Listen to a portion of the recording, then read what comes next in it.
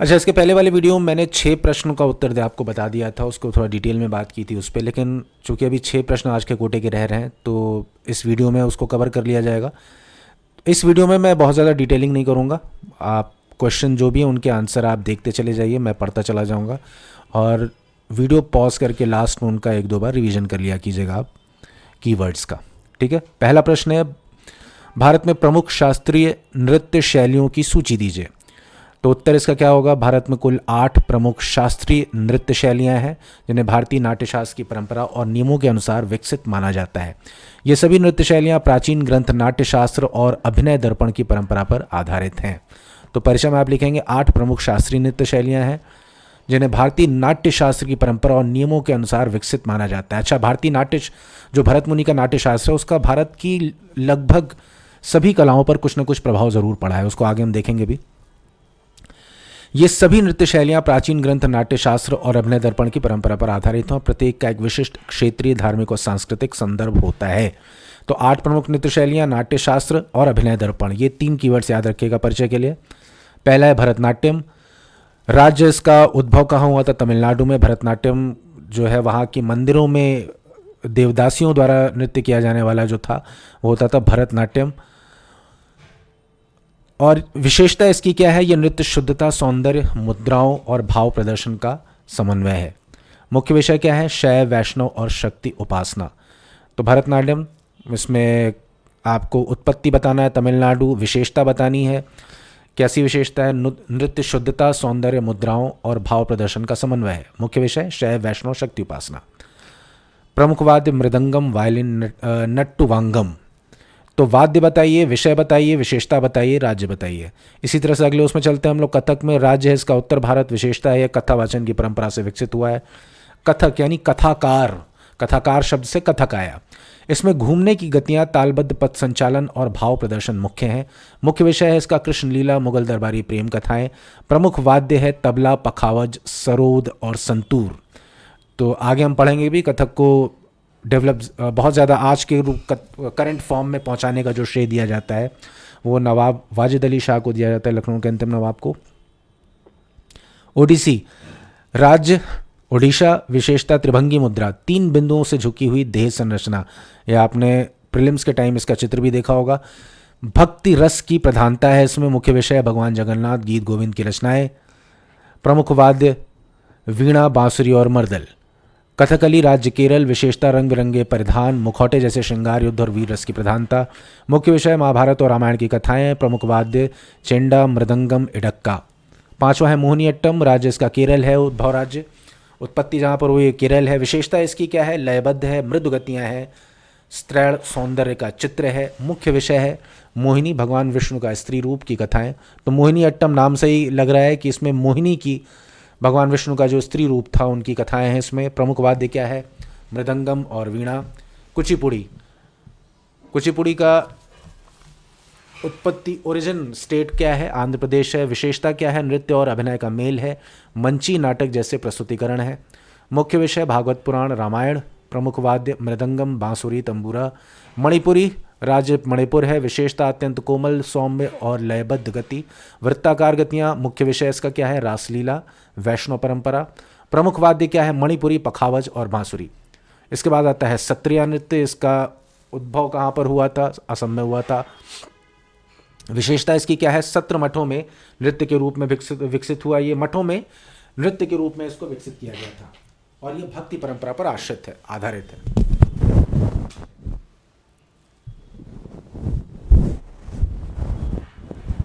आगे है इसका मुख्य विषय श्रीमंत शंकर देव द्वारा प्रवर्तित वैष्णव धर्म इसका मुख्य विषय है। प्रमुख वाद्य हैं खोल, मृदंग, बांसुरी।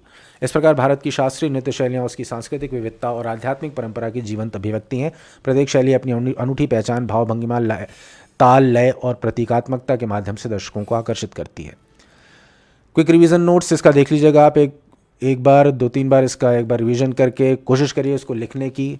और ये 8 नृत्य आपको याद होने चाहिए। देखिए, आप इसके उद्भव का स्थान लिख लेंगे, मुख्य आपको इसमें काम करना है, इसकी विशेषता आपको याद रखनी है।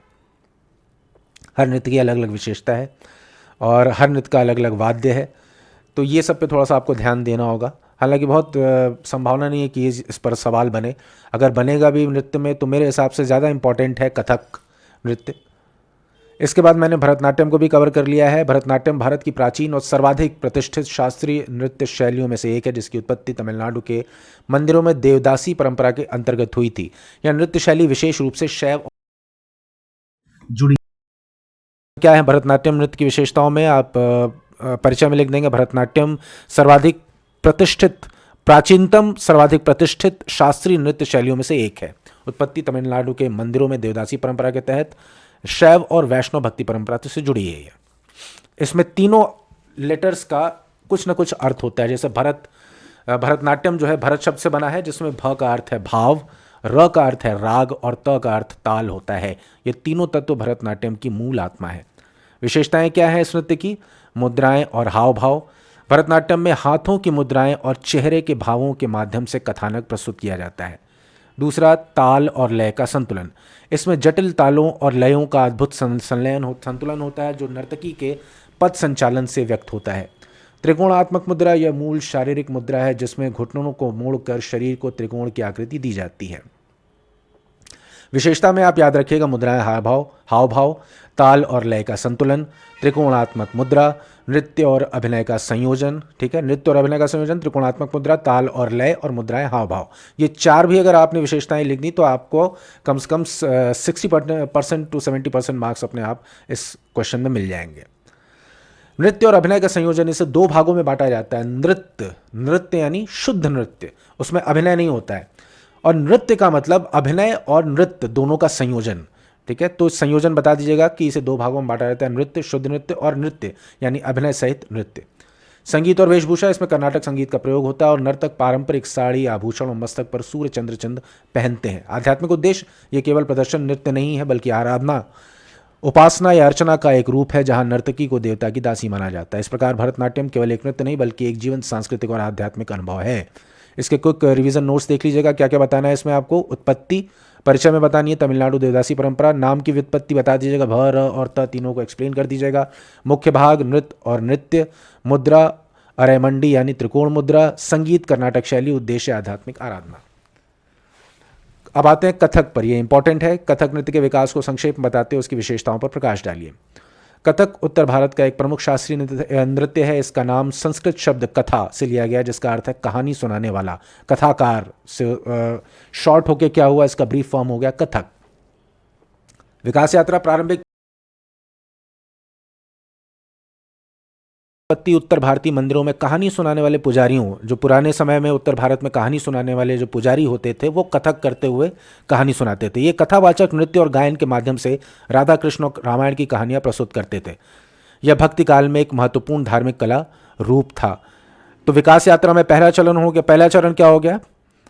पहला पॉइंट, प्रारंभिक चरण, भक्ति काल के बारे में बताइएगा। उत्तर भारतीय मंदिरों में कहानी सुनाने वाले पुजारी और राधा कृष्ण और रामायण की कहानियाँ, ये 2-3 कीवर्ड्स याद रखिएगा पहले पॉइंट पे, प्रारंभिक चरण में। फिर आया मुगल काल। मुगल शासकों के संरक्षण में कथक मंदिरों से निकलकर दरबारों में पहुंचा। यहाँ इसके धार्मिक तत्वों में कमी आई और यह मनोरंजन और भव्य प्रदर्शन पर अधिक केंद्रित हो गया। इस काल में लयबद्धता और पैरों के काम पर अधिक जोर दिया गया। तो प्रारंभिक चरण मंदिरों से शुरू हुआ पुजारियों के माध्यम से, फिर पहुंचा मुगल काल में, जहां से भक्ति का तत्व या धार्मिक तत्व कम होते चले गए और मनोरंजन और भव्य प्रदर्शन पर अधिक केंद्रित हो गया। इस काल में लयबद्धता और पैरों के काम पर अधिक जोर दिया गया। इसके बाद 19वीं शताब्दी, स्वर्ण युग इसका माना जाता है। खास तौर पर अवध के नवाब वाजिद अली शाह, जिनके बारे में फेमस है कि अंग्रेज़ों के आने के समय वो इसलिए नहीं उतरे क्योंकि भाग नहीं पाए, क्योंकि उनको जूता पहनाने वाला उनका नौकर नहीं था। हालांकि इस तरह के बहुत सारे नरेटिव्स जो है अंग्रेज़ों द्वारा ही गढ़े गए थे, ताकि ये दिखाया जा सके कि कितने आराम तलब हैं, कितने वाकई नवाब हैं, तो उनको उनकी गद्दी से जो है हटाया जा सके, इसी चीज़ों, इन कुशासन का बहाना बना के। लेकिन ऐसे वो थे नहीं, थे बहुत कला प्रेमी। इनफैक्ट अपने जन्मदिन के अवसर पर वो जोगन का भेष धर के आते थे और अपने दरबार में नृत्य करते थे, रास लीलाएं, पूरा कथक का उन्होंने बिल्कुल जो आधुनिक रूप है कथक का उनका दिया हुआ है। तो इस तरह से बहुत टैलेंटेड, बहुत बढ़िया आदमी थे। उन्होंने ठुमरी को, जो मॉडर्न ठुमरी है, उसका स्वरूप भी उन्होंने दिया। बहुत ज़हीन, बहुत प्रतिभावान, बहुत टैलेंटेड नवाब थे नवाब वाजिद अली शाह, और इनफैक्ट लखनऊ की जनता उनसे बहुत ज़्यादा प्यार करती थी। इनफैक्ट इनके बारे में बहुत सारी कहानियाँ भी प्रचलित हैं कि वेज उसकी शुरुआत, भारत में वेज बिरयानी की शुरुआत तब हुई जब लखनऊ के नवाब वाजिद अली शाह जब कलकत्ता गए और वहाँ आखिरी दिनों में उनके पास पैसे नहीं बचे थे, तो उन्होंने बिरयानी में गोश्त की जगह उन्होंने आलू डलवा दिया। तो ऐसी तमाम कहानियाँ, उसमें बहुत सारी कहानियाँ झूठ भी जो अंग्रेज़ों द्वारा फैलाई गई हैं। लेकिन फिर भी हमारा जो यहाँ पर कंसर्न है वो है कि कथक में इन्होंने क्या योगदान दिया। तो अवध के नवाब वाजिद अली शाह के संरक्षण में कथक अपने चरमोत्कर्ष पर पहुंचा। इस दौरान अभिनय और नृत्य की गति में सुधार हुआ तथा ठुमरी और गज़ल जैसे उपरूपों का इसमें समावेश हुआ। इस काल में लखनऊ, जयपुर और बनारस जैसे घरानों का उदय हुआ। कथक की मुख्य विशेषताएं क्या हैं? उत्कृष्ट पद संचालन। कथक की सबसे विशिष्ट विशेषता इसका जटिल और तेज पद संचालन है, जिसे तत्कार कहा जाता है। नर्तक पैरों में बने घुंघरू, उसमें क्या बताया था कथक का विकास क्रम, और उसमें 3 पॉइंट थे। प्रारंभिक चरण यानी भक्ति काल, दूसरा मुगल काल, तीसरा 19वीं शताब्दी स्वर्णयुग, जिसमें अवध के नवाब वाजिद अली शाह का जिक्र करेंगे। कथक की मुख्य विशेषताएं में पहला है उत्कृष्ट पद संचालन, फुटवर्क। कथक की सबसे विशिष्ट विशेषता इसका जटिल और तेज पद संचालन है, जिसे तत्कार कहा जाता है। नर्तक पैरों में बने घुंघरू से ताल को जटिल लय में प्रस्तुत करते हैं। अभिनय चेहरे के भावों और हाथ के इशारों के माध्यम से कहानी या कविता के अर्थ को व्यक्त करना। मुगल प्रभाव के कारण इसमें नज़ाकत और नफासत यानी सुंदरता, नज़ाकत यानी बारीकी आ गई। बहुत डेलिकेट ये डांस होता है। चक्कर, नर्तक बिना रुके और बिना ताल खोए तीव्र गति से कई बार चक्कर लेते हैं, जो प्रदर्शन का एक रोमांचक हिस्सा होता है। वेशभूषा, कथक की वेशभूषा में मुगल प्रभाव दिखाई देता है। पुरुष जामा और महिलाएं लहंगा, चोली या चूड़ीदार के साथ दुपट्टा पहनती हैं। तो आप इसमें क्या क्या बताएंगे? पहला पद संचालन, दूसरा अभिनय, तीसरा चक्कर, चौथा वेशभूषा, और उसके बाद संगीत। कथक का प्रदर्शन अक्सर हिंदुस्तानी संगीत के साथ होता है, शास्त्रीय संगीत के साथ, जिसमें मुख्य वाद्य तबला और सारंगी सितार होते हैं। कथक नृत्य भारतीय संस्कृति का एक जीवित प्रतीक है, जो भक्ति दरबार की भव्यता और लयबद्ध कलात्मकता का सुंदर मिश्रण प्रस्तुत करता है।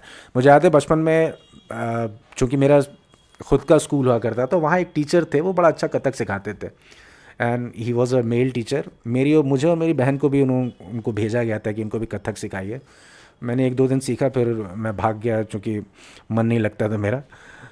तो शुरुआत इसकी कैसे हुई? इसको मेल जो पुजारी थे, प्रीस्ट थे, उन्होंने इसको शुरू किया था।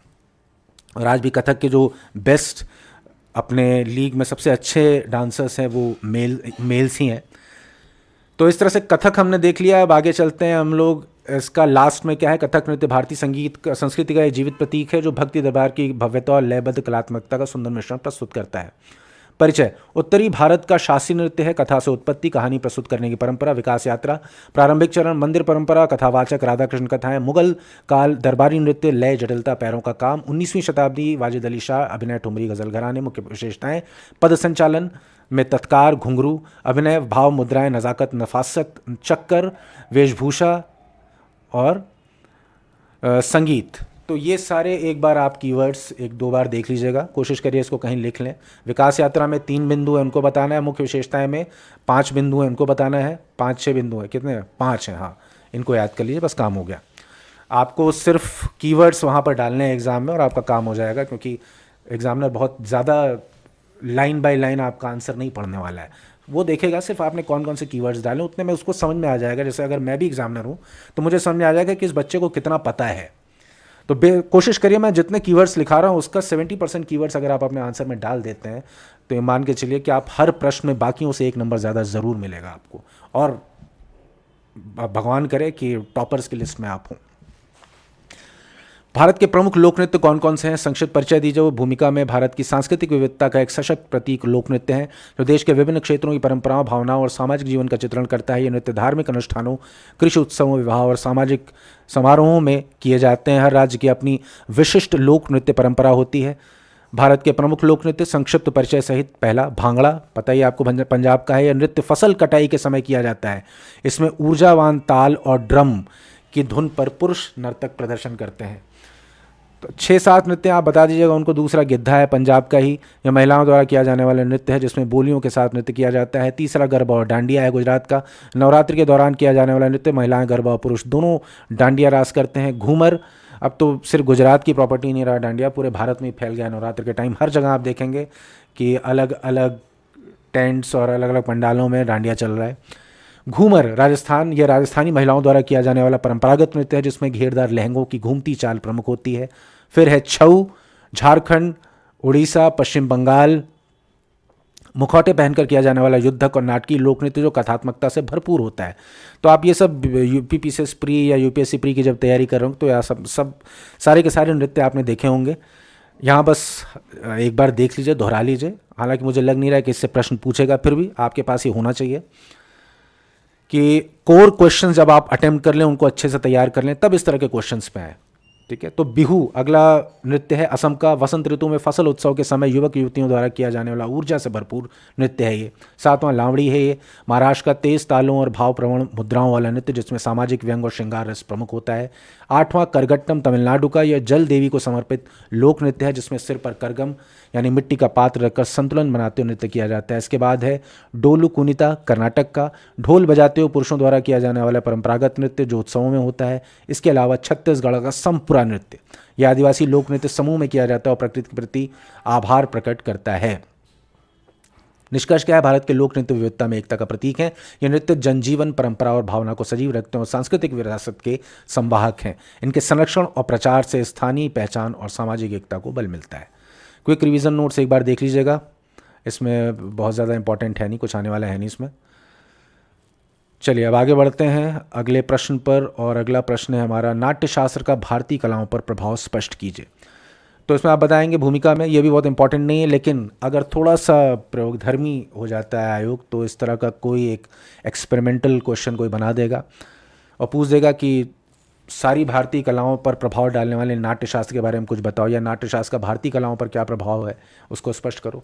भूमिका में आप बताएंगे, नाट्यशास्त्र भरत मुनि द्वारा रचित एक प्राचीन ग्रंथ है जिसे भारतीय नाट्य एवं प्रदर्शन कलाओं का मूल स्रोत माना जा सकता है।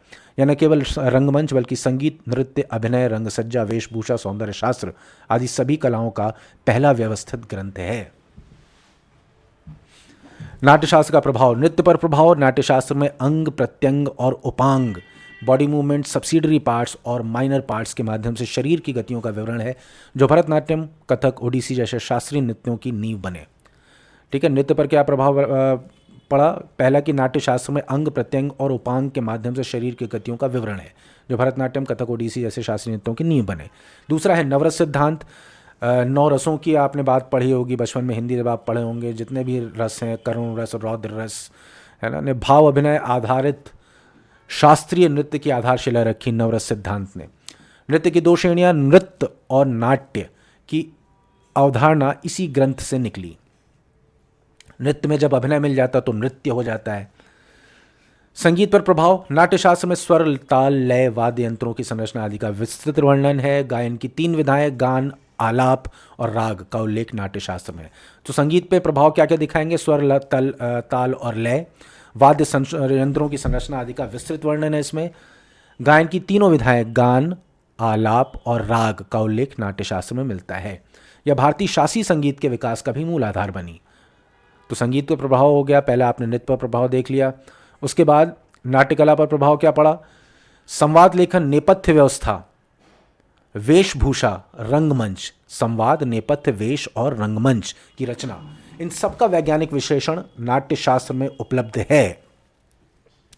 नाट्यशास्त्र के अनुसार नाटक जीवन का अनुकरण है। सत्वम नाट्यस्य जीवः, अगर ये आपने छोटा सा एक श्लोक तो नहीं है, ये संस्कृत की ये शब्दावली अगर आपने लिख दी वहाँ पर, तो मान के चलिए फ्रेज जो आप ये है अगर आपने लिख दिया तो बहुत ज़बरदस्त इम्पैक्ट पड़ेगा आपके पूरे आंसर का। मुझे याद आता है कि आजकल व्हाट्सएप के ज़माने में जब आप किसी से बात करते हैं तो आपको पता नहीं चलता कि सामने वाले का भाव क्या है। वो इमोजीज भेज सकता है लेकिन वो अपने भावों, अपने अंदर जो उसकी मनोदशा है उसको छुपा भी सकता है। बहुत आसान है।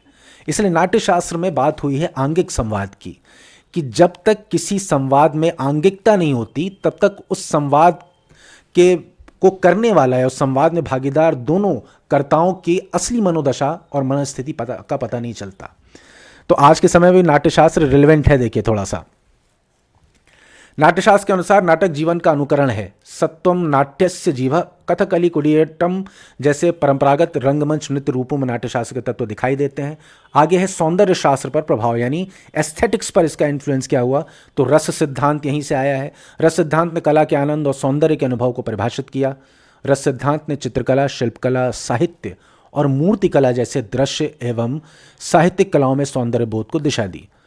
निष्कर्ष में लिख दीजिएगा कि नाट्यशास्त्र भारतीय कलाओं का मूल ग्रंथ है, जिसने भारत की शास्त्रीय कला परंपरा की वैचारिक, संरचनात्मक और दार्शनिक आधारशिला रखी। यह ग्रंथ आज भी भारतीय कला, संस्कृति और सौंदर्य बोध के अध्ययन में अप्रतिम महत्व रखता है। ये प्रश्न देख के जाइएगा, हो सकता है कि ये सवाल पूछ दे। ठीक है, क्विक रिवीजन नोट्स में आ जाइए। नाट्यशास्त्र भरत मुनि द्वारा रचित प्रदर्शन कलाओं का मूल ग्रंथ। नृत्य में अंग प्रत्यंग विभाजन, रस भाव सिद्धांत की नींव। संगीत में स्वर ताल लय गायन की विधाओं का वर्णन। रंगमंच के मंचन, वेशभूषा, संवाद आदि की वैज्ञानिक व्यवस्था। रस सिद्धांत ने दृश्य और साहित्यिक कलाओं में सौंदर्य शास्त्र को दिशा दी। तो एक दो बार इसका शॉर्ट जो क्विक रिवीजन नोट्स है उसको भी आप दोहरा लीजिएगा। अब आते हैं अंतिम प्रश्न पर। आप आज के भारतीय नृत्य परंपरा का संक्षिप्त इतिहास लेके, बहुत मुश्किल है ये सवाल पूछे, लेकिन फिर भी आपका नोट्स थोड़ा सा डाइवर्सिफाइड होना चाहिए और हर तरह के टॉपिक पर आपके पास नॉलेज होनी चाहिए। सिर्फ इसलिए मैंने इन प्रश्नों को डाला है। एक बार इसको आप देख लीजिएगा, ताकि अगर इस तरह का कुछ ऊट पटांग क्वेश्चन पूछ देता है एग्जाम में तो आपके पास लिखने के लिए कुछ ना कुछ होना चाहिए।